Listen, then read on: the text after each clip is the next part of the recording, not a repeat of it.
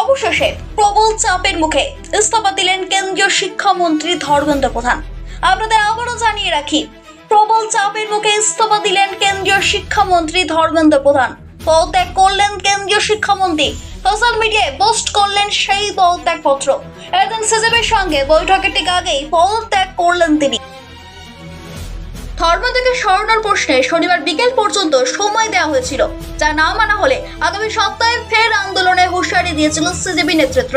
অন্যদিকে শনিবারও এই আন্দোলনকে কেন্দ্র করে উত্তাপ ছড়ায় দিল্লি সহ বিভিন্ন রাজ্যে।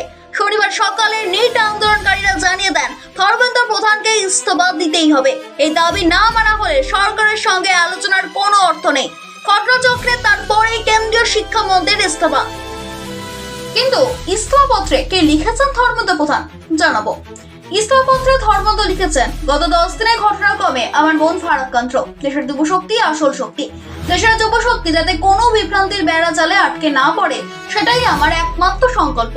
তার সংগঠন যন্তর মন্তরে এবং দেশ জুড়ে যে পরিস্থিতির সৃষ্টি হয়েছে, তার সুযোগ নিয়ে কোনো রাষ্ট্রবিরোধী শক্তি যেন বিশৃঙ্খলার সৃষ্টি করতে না পারে।